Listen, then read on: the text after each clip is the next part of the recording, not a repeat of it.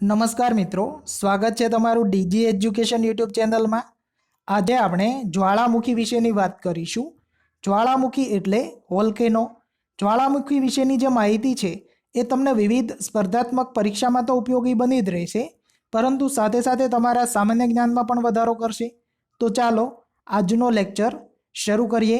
Okay, આજે આપણે છે એ વાત કરવાની છે કે જ્વાળામુખી કોને કહે છે, જ્વાળામુખીના પ્રકાર, વિશ્વમાં આવેલા વિવિધ જ્વાળામુખીઓ અને જ્વાળામુખીની અસરો। ઓકે, આગળ વધીએ એ પહેલાં જો તમે ચેનલમાં નવા હોય તો ચેનલ છે એ સબસ્ક્રાઈબ કરો, અને આ લેક્ચરની પીડીએફ ફાઇલ તમારે જોતી હોય તો તમે અમારી ટેલિગ્રામ ચેનલ ડીજી એજ્યુકેશનમાં જોડાઈ શકો છો।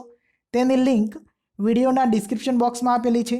ઓકે, આગળ કન્ટિન્યુ વધીએ તો સૌથી પહેલાં વાત કરીએ જ્વાળામુખી કોને કહે છે। તો જ્વાળામુખી જે છે એ એક ભૌગોલિક સંરચના છે। જે રીતે ડુંગર છે, તળાવ છે, નદી છે, એ જ રીતે પૃથ્વી ઉપર વિવિધ જગ્યાએ જ્વાળામુખીઓ આવેલા હોય છે। તમે અહીંયા ફોટામાં છે એ જોઈ શકો છો। આપણે ડિટેલમાં વાત કરીએ તો કે જમીન સપાટી પર અસ્તિત્વમાં આવેલું ગળણી આકારનું બાકોરું કે જ્યાંથી જ્વાળામુખી નળી દ્વારા પૃથ્વીના પેટાળના દ્રવ્યો બહાર ફેંકાય છે તેને જ્વાળામુખ કહે છે। એટલે કે પૃથ્વીના પેટાળની અંદર જે દ્રવ્યો રહેલા છે, મુખ્યત્વે લાવા રહેલા છે, એ એક નળી વાટે છે એ પૃથ્વીની સપાટી ઉપર બહાર તરફ આવે છે, અને આ રીતે ગળણી આકારનું, જે રીતે ઊંધી ગળણી હોય એ આકારનો જે હોય એ પ્રકારે જે છે એ જ્વાળામુખી હોય છે। આગળ જોઈએ તો કે જ્વાળામુખી નળી ઉપર કટોરા જેવી આકૃતિ રચાય છે જેને ક્રેટર કહે છે। એટલે કે અહીંયા છે જે આ આકૃતિ રચાય છે જેને આપણે ક્રેટર કહીશું। જે રીતે કટોરાનો આકાર કંઈક આવા પ્રકારનો હોય છે એવો આકાર અહીંયા બનતો હોય છે। ઓકે, આગળ વાત કરીએ તો કે જ્વાળામુખીની સંરચના અથવા તો જ્વાળામુખીની રચના અથવા તો જ્વાળામુખીના વિવિધ ભાગો। તો મુખ્યત્વે જે છે એ લગભગ એના 15 જેટલા ભાગ હોય છે।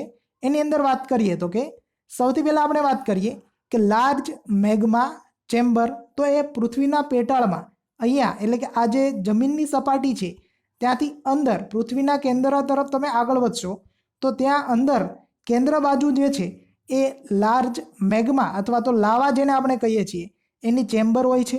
આગળ જોઈએ તો કે 2 નંબરમાં થઈ જશે બેડ રોક। તો કે અહીંયા જે છે પથ્થરોનું આખું સ્તર હોય છે જેને આપણે બેડ રોક કહીએ છીએ। આગળ જોઈશું તો કે કંડ્યુટ અથવા તો પાઇપ, જેના વડે છે એ લાવા બહાર તરફ પૃથ્વીની સપાટીથી ઉપર તરફ આવે છે। આગળ જોઈએ બેઝ। તો જે પૃથ્વી સપાટીનો ઉપરનો ભાગ છે જેના ઉપર આખી જ્વાળામુખી હોય છે એની રચના થયેલી હોય છે એને બેઝ કહેવામાં આવે છે। ત્યારબાદ સીલ આવશે। તો જ્વાળામુખીની જે કંડ્યુટ અથવા તો જે નળી છે એની અંદરથી અમુક લાવા બહાર તરફ બીજી બાજુ જઈને રોકાઈ જાય છે જેને સીલ કહેવામાં આવે છે। આગળ જોઈએ તો કે ડાઇક। તો 6 નંબરનો ભાગ કે જે મુખ્ય નળી કંડ્યુટ છે એની જગ્યાએ જે સીલ છે એને લઈ જવાવાળો, અમુક લાવાને લઈ જવાવાળો ભાગ જે છે જેને ડાઇક કહે છે। આગળ જોઈએ તો કે layer of ash emitted by the volcano. એટલે કે અલગ જે વોલ્કેનો જ્વાળામુખીમાંથી જે વિવિધ રાખના ઢગલાઓ થયેલા હોય છે એના જે સ્તર બનેલા હોય છે એને આપણે કહીશું વિવિધ એશના લેયર્સ। 8 નંબર ઉપર છે ફ્લેન્ક। એટલે કે ઉપરની જે સપાટી હોય છે, બરાબર, એને ફ્લેન્ક કહેવાય છે। આગળ જોઈએ તો કે લેયર ઓફ લાવા એમિટેડ બાય ધ વોલ્કેનો। આગળ જોઈએ 10 નંબરમાં તો કે થ્રોટ। એટલે કે જ્યાંથી મુખ્ય ભાગ બને છે, બરાબર, ક્રેટરનો, એને આપણે જે કહીશું થ્રોટ। નેક્સ્ટ આગળ જોઈએ તો કે પેરાસાઇટિક કોન, કે જે તમને કંઈક અહીંયા છે જોવા મળે છે, બરાબર, કે જે મુખ્ય જે જ્વાળામુખ છે એની બાજુમાં કંઈક છે આકૃતિ રચાતી હોય જેને આપણે પેરાસાઇટિક કોન કહીશું। આગળ જોઈએ તો કે લાવા ફ્લો। એટલે કે લાવા જે છે એ બહાર તરફ નીકળીને જે ફ્લો એનું વહન થાય છે એને લાવા ફ્લો કહે છે। નંબર 13 છે વેન્ટ। એટલે કે જ્યાંથી હવા અથવા તો જેને છે એ આગળ સક્રિય જ્વાળામુખીને લાવા બહાર તરફ આવવા માટે અંદર તરફ જે વેન્ટિલેશનની જરૂર પડે છે તો એ વેન્ટ દ્વારા છે પૂર્ણ થાય છે। આગળ જોઈએ તો કે ક્રેટર। આપણે આગળ વાત કરીએ એના મુજબ કે ઉપરની જે રચના બને છે એને ક્રેટર કહે છે। આગળ જોઈએ તો કે એશ ક્લાઉડ। એટલે કે રાખને કારણે જે વાદળ રચાય છે એને એશ ક્લાઉડ કહેવામાં આવે છે। ઓકે, આગળ વાત કરીએ તો જ્વાળામુખીના પ્રકાર। તો જ્વાળામુખી જે છે એના મુખ્ય 3 પ્રકાર છે। એક છે સક્રિય જ્વાળામુખી, બીજું છે સુપ્ત જ્વાળામુખી, અને ત્રીજું છે નિષ્ક્રિય જ્વાળામુખી. સક્રિય જ્વાળામુખીને એક્ટિવ વોલ્કેનો કહે છે. સુપ્ત જ્વાળામુખીને ડોર્મન્ટ વોલ્કેનો કહે છે અને નિષ્ક્રિય જ્વાળામુખીને એક્સટિંક્ટ વોલ્કેનો કહેવામાં આવે છે. આગળ આપણે આ ત્રણ પ્રકારના જે વોલ્કેનો છે એને ડિટેલમાં ભણીશું. આગળ જોઈએ તો કે વિશ્વમાં આવેલા વિવિધ જ્વાળામુખીઓ. તો અહીંયા છે તમે કંઈક વર્લ્ડ મેપ છે જોઈ શકો છો. તો એની અંદર એક આખું જે જ્વાળામુખીઓ છે એ મુખ્યત્વે કયા પ્રદેશમાં હોઈ શકે. જે રીતે આપણે વાત કરતા હોઈએ કે અમુક વિસ્તાર જે છે એની અંદર વધારે છે ભૂકંપ આવી શકે છે, એવી જ રીતે અમુક વિસ્તારની અંદર છે એ વધારે પડતા જ્વાળામુખી જોવા મળે છે. તો એ જે આખો વિસ્તાર છે એને રિંગ ઓફ ફાયર કહેવામાં આવે છે. જે અહીંયા તમે છે આ લાલ કલરની અંદર જોઈ શકો છો. તો એ જે છે એને રિંગ ઓફ ફાયર કહેવામાં આવે છે અને એ જે છે એ પેસિફિક મહાસાગરની અંદર આવેલું છે, અથવા તો આપણે એને ગુજરાતીમાં પ્રશાંત મહાસાગર કહીએ છીએ. તો એની આજુબાજુમાં જે દેશ આવેલા છે વર્લ્ડ મેપમાં જોઈએ તો અહીંયા ઓસ્ટ્રેલિયાનો ઉપરના ભાગથી લઈને એટલે અહીંયા કંઈકનો ભાગ બની જશે, બરાબર, અહીંયા. અને જે દક્ષિણ અમેરિકા અને ઉત્તર અમેરિકા ખંડનો આ ભાગ જે છે, આ ભાગ અને અહીંનો ભાગ એ બંને ભેગા કરશો એટલે કંઈક આ પ્રકારે રિંગ ઓફ ફાયર છે એ બનશે, જ્યાં તમને છે એ વિશ્વના સૌથી વધારે જ્વાળામુખી જોવા મળશે. નેક્સ્ટ આગળ જોઈએ તો સૌથી પહેલાં જે પ્રકાર જે છે જ્વાળામુખીના એની અંદર વાત કરીએ સક્રિય જ્વાળામુખીની. તો જે જ્વાળામુખી સમયાંતરે સક્રિય હોય અને લાવા બહાર તરફ ફેંકતો હોય તેને સક્રિય જ્વાળામુખી કહે છે. અને જ્વાળામુખીની અંદરથી લાવા બહાર તરફ આવતો હોય ત્યારે કયા પ્રકારે દેખાતો હશે એ તમે અહીંયા છે ફોટામાં જોઈ શકો છો. હવે વિવિધ સક્રિય જ્વાળામુખીઓ જે છે એની વાત કરીએ તો કે નંબર 1 આવશે એટના જ્વાળામુખી. તો એ ઇટાલીમાં આવેલો છે અને આ જે એટના જ્વાળામુખી છે એ યુરોપનો સૌથી વધુ સક્રિય જ્વાળામુખી છે. ઓકે, નેક્સ્ટ સક્રિય જ્વાળામુખીમાં જ વાત કરીએ તો નંબર 2 ઉપર છે ઓજોસ ડેલ સલાડો જ્વાળામુખી કે જે દક્ષિણ અમેરિકા ખંડમાં આવેલો છે અને ચીલી અને આર્જેન્ટિના દેશ છે એની બોર્ડર પર આવેલો છે.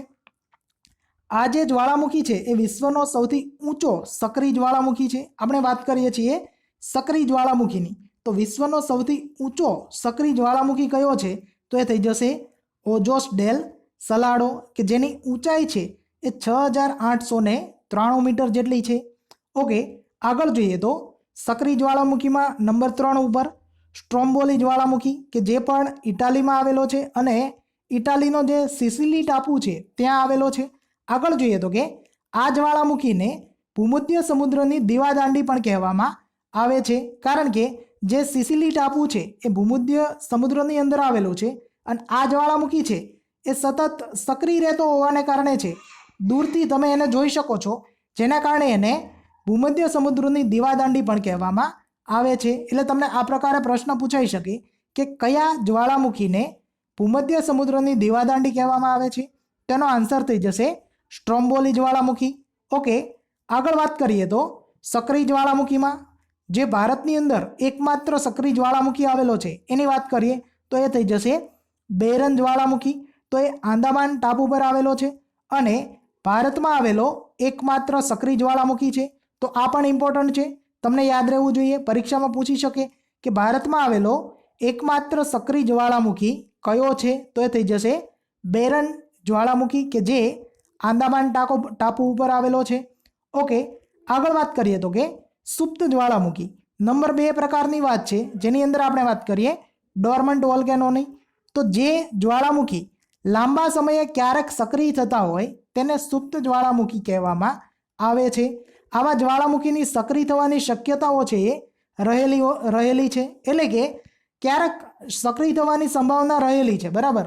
વૈજ્ઞાનિકો જે છે એના ઉપર સંશોધન કરે છે કે આ જ્વાળામુખી છે ફરી વખત સક્રિય થવાની શક્યતાઓ રહેલી છે. તો જે જ્વાળામુખી છે એની વખતો વખત નહીં પરંતુ ક્યારેક સમયાંતરે છે એ સક્રિય થવાની શક્યતાઓ રહેલી હોય તો એવા જે જ્વાળામુખી છે એને સુપ્ત જ્વાળામુખી કહેવામાં આવે છે. આગળ જોઈએ તો કે સુપ્ત જ્વાળામુખીના વિવિધ એક્ઝામ્પલો એની અંદર વાત કરીએ વિસુવિયસ જ્વાળામુખી જે પણ ઇટાલીમાં આવેલો છે. આગળ જોઈએ તો કે આ જ્વાળામુખી છેલ્લે 1944માં બીજા વિશ્વયુદ્ધ દરમિયાન છે સક્રિય થયો હતો. આપણે સૌ જાણીએ છીએ એના મુજબ કે બીજું વિશ્વયુદ્ધ છે એ 1939થી લઈને 1945 સુધી ચાલ્યું હતું. તો 1944 એટલે કે બીજા વિશ્વયુદ્ધનો સમયગાળો, ત્યારે છે આ જ્વાળામુખી છે એ સક્રિય થયો હતો. પરંતુ હજુ આ જે જ્વાળામુખી છે એની સક્રિય થવાની સંભાવના રહેલી છે, એટલા માટે એ સુપ્ત જ્વાળામુખી કહેવાશે. ઓકે, આગળ જોઈએ તો નંબર 2 ઉપર ક્રાકાટોવા જ્વાળામુખી. તો આ પણ સુપ્ત જ્વાળામુખીનું જ ઉદાહરણ છે, જે ઇન્ડોનેશિયામાં આવેલો છે. અને આગળ જોઈએ તો કે ચીલીમાં આવેલો એન્કાગુઆ અને જાપાનનો ફુજિયામાં અન્ય સુપ્ત જ્વાળામુખીના ઉદાહરણ છે. આ જે છે ક્રાકાટોવા એ ઇન્ડોનેશિયામાં આવેલો છે અને સુપ્ત જ્વાળામુખી છે. ઓકે, નેક્સ્ટ આગળ આપણે વાત કરીશું નિષ્ક્રિય જ્વાળામુખીની. તો જે જ્વાળામુખી પ્રથમ સક્રિય હોય પરંતુ હવે તેની સક્રિય થવાની શક્યતા નહિવત હોય તેને નિષ્ક્રિય જ્વાળામુખી કહે છે. એટલે કે વૈજ્ઞાનિકોએ એવું માની લીધું સંશોધનના આધારે કે હવે આ જે જ્વાળામુખી છે એ સક્રિય થશે નહીં, પરંતુ નિષ્ક્રિય જ રહેશે. પરંતુ બાયચાન્સ ક્યારેક એવું બની શકે કે પૃથ્વીની અંદર કોઈ મોટી હલચલ થાય ને એના કારણે છે એ સક્રિય થઈ શકે, તો થઈ શકે છે. એના એક્ઝામ્પલની વાત કરીએ તો કે કિલીમાંજરો જ્વાળામુખી જે આફ્રિકામાં આવેલો છે. આગળ વાત કરીએ તો કે આ જ્વાળામુખી પર્વત વિશ્વમાં 4થા નંબરનો સૌથી ઊંચો પર્વત છે. એટલે કે પર્વતોની વાત કરતા હોઈએ તો આપણને ખ્યાલ છે કે સૌથી ઊંચું પર્વત શિખર જે છે એ માઉન્ટ એવરેસ્ટ છે.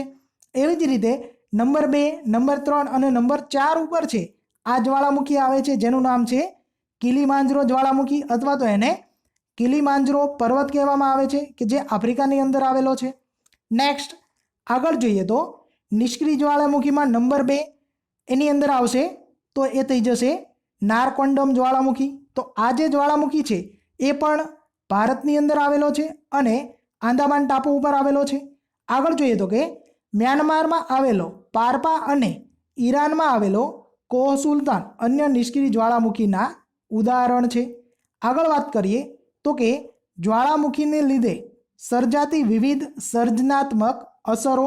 તો જ્વાળામુખીને લીધે છે એ કયા કયા પ્રકારની અસરો છે થાય છે, જેના કારણે પૃથ્વી ઉપર શું ફેરફાર આવે છે એની વાત કરીએ તો કે જ્વાળામુખી પ્રાકૃતિક સુરક્ષા વાલ્વ તરીકેનું કાર્ય કરે છે. આગળ આપણે જોયું એના મુજબ કે પૃથ્વી જે છે એનો આખો ગોળો છે, તો એના કેન્દ્ર તરફ તમે જોશો તો જેમ જેમ પૃથ્વી સપાટીથી તમે કેન્દ્ર તરફ આગળ વધો છો તો ગરમીની અંદર સતત વધારો થતો જાય છે. અને અંદર તરફ એટલે કે પૃથ્વીનું જે કેન્દ્ર છે ત્યાં જે લાવા રહેલો છે અથવા જેને આપણે મેગ્મા કહીએ છીએ તેનું તાપમાન છે ખૂબ જ ઊંચું છે અને એ પ્રવાહી સ્વરૂપે છે એ રહેલો છે. તો જો આનું બેલેન્સ ના જળવાઈ રહે તો કંઈક પૃથ્વીનો વિસ્ફોટ થવાની પણ શક્યતાઓ રહેલી હોય છે. તો એના કારણે પૃથ્વી સપાટી ઉપર આવેલા વિવિધ જે જ્વાળામુખીઓ છે એ પ્રાકૃતિક સુરક્ષા વાલ્વ તરીકે કાર્ય કરે છે. એટલે કે આ જે મેગ્મા છે એમાં જો તાપમાન વધી જાય, એના કદમાં વધારો થાય તો આ જ્વાળામુખીના વાટે છે એ બહાર તરફ છે એ આવી જાય છે. આગળ વાત કરીએ તો કે જ્વાળામુખીમાંથી અનેક પ્રકારના ખનિજો પ્રાપ્ત થાય છે, જે તમે વિવિધ જગ્યાએ ઉપયોગમાં લઈ શકો છો. આગળ જોઈએ જેમ કે લાવારસથી બનતા બેસાલ્ટ અને ગ્રેનાઇટ ખડકોનો ઉપયોગ બાંધકામ ક્ષેત્રે કરી શકાય છે. આગળ જોઈએ તો કે લાવાના ખડકોના ધોવાણ પછી ફળદ્રુપ જમીનમાં રૂપાંતરણ થાય છે, જે કપાસ, શેરડી, તમાકુ, ઘઉં વગેરે પાક માટે ખૂબ જ ઉપયોગી છે. આગળ જોઈએ તો કે જ્વાળામુખીના ક્રેટરમાં વરસાદી પાણી ભરાતા સુંદર જ્વાળામુખી સરોવર બને છે. જેમ કે ગુજરાતમાં પાવાગઢ પર્વત ઉપર આવેલું દૂધિયું તળાવ જે છે એ આ પ્રકારે જ્વાળામુખીના ક્રેટરમાં બનેલા તળાવનું છે એ એક્ઝામ્પલ છે. ઓકે મિત્રો, તો આ હતો આજનો લેક્ચર, જેની અંદર આપણે વાત કરી કે જ્વાળામુખી કોને કહે છે, જ્વાળામુખીના પ્રકાર વિવિધ, વિશ્વમાં આવેલા વિવિધ જ્વાળામુખીઓ અને જ્વાળામુખીના લીધે થતી અસરો. આશા રાખું છું કે ચોક્કસથી તમને નવા પ્રકારની માહિતી મળી હશે. જો તમને આ પ્રકારના વિડીયો પસંદ હોય તો વિડીયો લાઇક કરો, મિત્રો સાથે શેર કરો, ચેનલને હજુ સુધી સબસ્ક્રાઇબ કરવાની બાકી હોય તો ચેનલ છે એ સબસ્ક્રાઇબ કરો. Thank you for watching. આપણે મળીશું નવા વિડીયોમાં નવી માહિતી સાથે.